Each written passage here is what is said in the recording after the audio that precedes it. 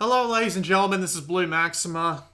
I'm actually doing this as a little bit of lighthearted content considering that I'm not actually going to be able to get some more videos done for a while. At least until after Digimon Cyber Sleuth comes out. And the other game that's coming out on that day, Crypt of the Necrodancer, those are both going to take a little bit. So I thought I'd check out something a little different. PlayStation 3 Remote Play has been known to be relatively useless because the absolute majority of games don't actually work with it. There's only a very select few that actually work with Remote Play on the PlayStation 3. Which is rather disappointing, honestly, because it sounded like a good idea at the time, but considering that the PlayStation 3 doesn't actually have a sort of built-in processor meant purely to record video and send as a Remote Play stream, well, unfortunately, it just doesn't work that well. So it's a bit of a shame. So we're here, and I can go have a look around in the menus and such, and you can change some settings, but not all of them, oddly enough. And you can swap between profiles and all that. Can I actually swap? No, I can't. Oh, well. So, yeah, you can even go and do download management and such. So, you can also go to your settings and change the image quality, which makes it look absolutely terrible, by the way. I mean, look at that. That's a 240p YouTube video. Let's turn that back up to +1, because I know it works fine. You can also assign buttons, so you can have them be on the rear touchpad, which honestly is kind of worthless, so I wouldn't bother with that. Or you can have it like this. And with the game that I'm about to play, where it's not going to be that big of a problem. So, turns out, I only just recently bought this PlayStation 3, because they actually aren't selling them in Australia anymore. At the very least, they're probably not going to, because I've got... Let me think. So, the weird thing is the only way you can get a PlayStation 3 new these days is to pay $400 for one. So I just got the cheapest one I could find. And turns out, one of the games I actually bought to celebrate getting a PlayStation 3 again is actually compatible with Remote Play. This is Mobile Suit Gundam Extreme vs. Full Boost. Which is a very tongue-twistery name. Try saying that 5 times fast, you probably won't get it. And it turns out it's actually compatible with Remote Play, and it works. Which is one of the weirdest things imaginable, because there aren't that many games that work over Remote Play. There are some concessions that they make, and I'll be more than willing to show them to you as soon as the game decides to load, because it's actually quite a slow loader. I'll just hammer the start button so that we can just skip through everything. No, that's not going to work. Yep, there we go. Had a feeling that would work. Let it load, and here we are. So, this is Extreme vs. Full Boost. And you want to know what those little problems I mentioned were? Those little concessions that were made? You can't actually go online.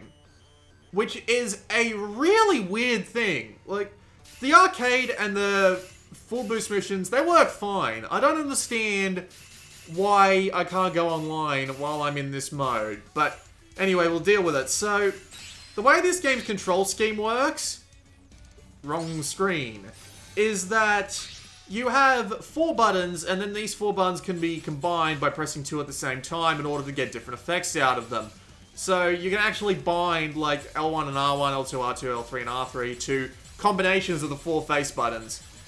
Or the 3 face buttons, I should say, because circle is by default to change your camera, which can't be used as part of a combo. But yeah, that's a little bit strange.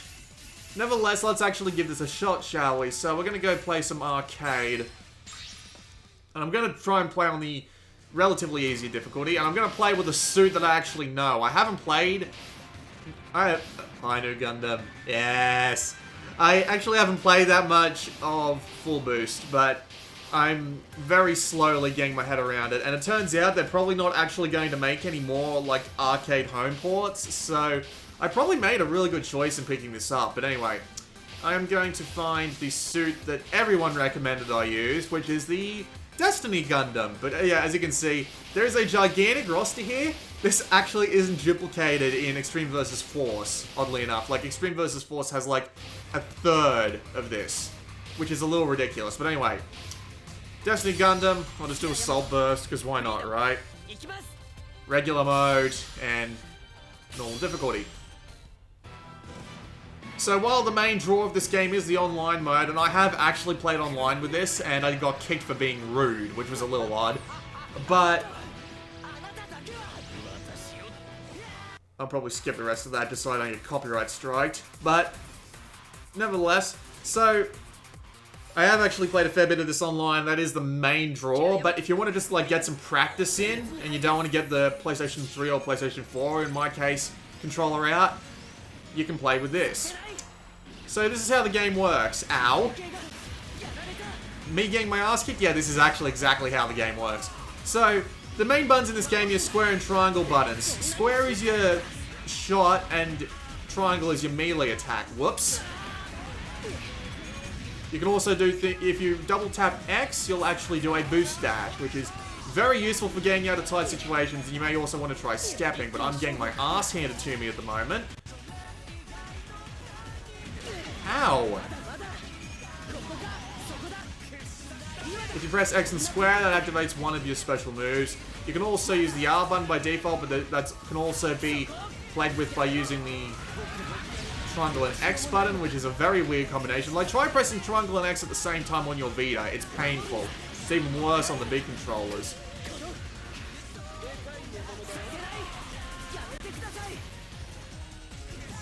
So the game actually works pretty well. The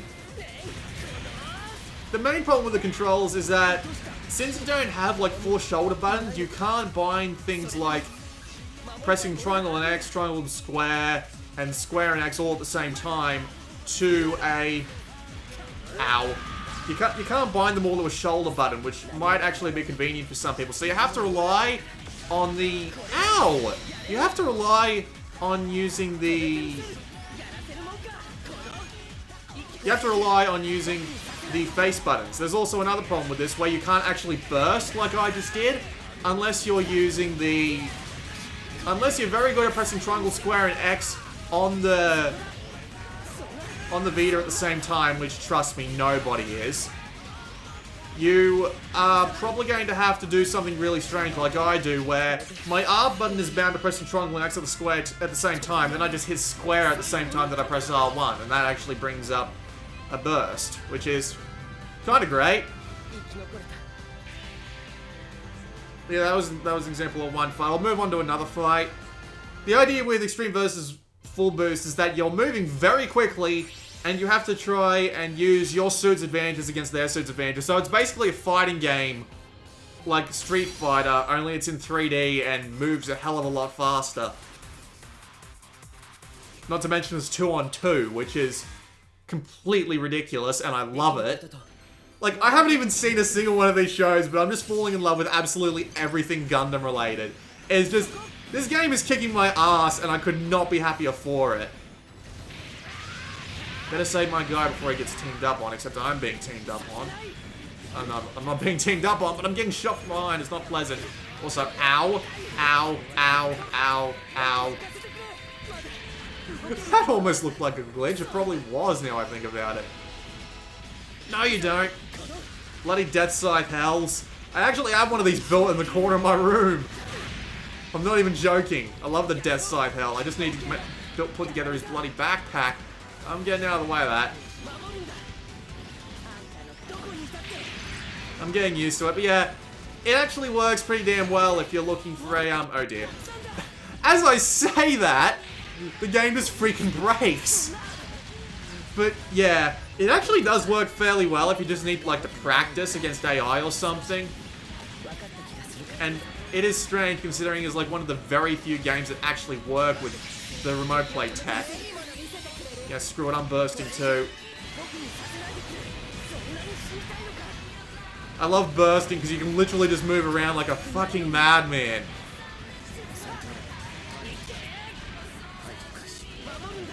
But yeah, I am pretty shit at this, and there is probably a reason I got kicked from the Japanese room. I got kicked. Ow. Really gotta try not to die, but it's probably not gonna happen. I am really shit at this game. Oh shit. Ooh. Knocked out of the blue sky there. I should probably keep an eye on my teammate. Where is he? you.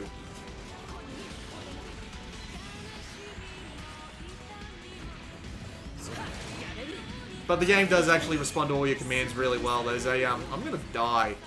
There's a, what's the word I'm looking for? So the way the game works is that your different melee combos are actually mapped to different directions, and it's the same thing with, shit, he got behind me.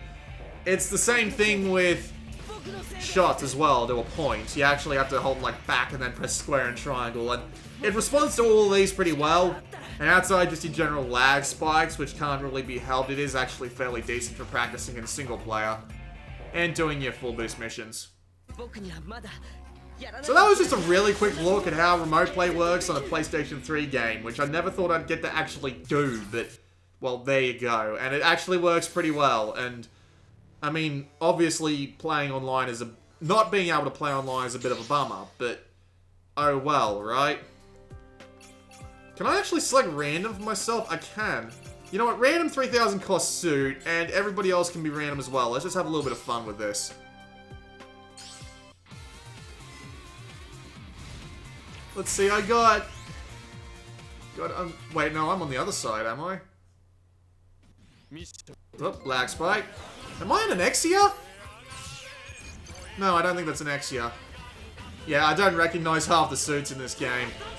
I don't even know this guy's controls, so this won't be good.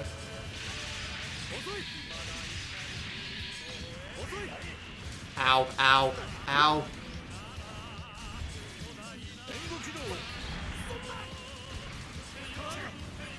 Ow. Oh man, this game is just magnificent, really. I just need to...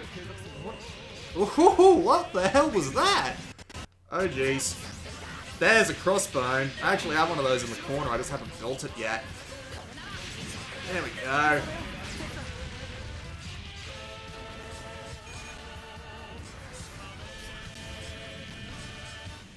There's probably like a, there's probably like one massive fan of Extreme vs. Full Boost on my channel somewhere.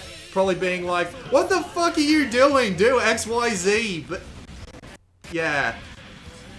I'm still having fun nevertheless.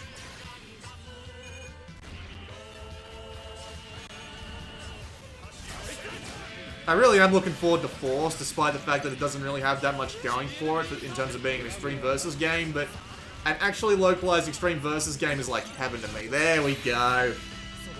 Just hit the crossbone right in the face, and that's the end of him. But yeah, if you ever get around to actually trying this game in particular, it does work pretty well over remote play, so yeah, go have fun. This has been Bully Maxima, and I'll see you all next time.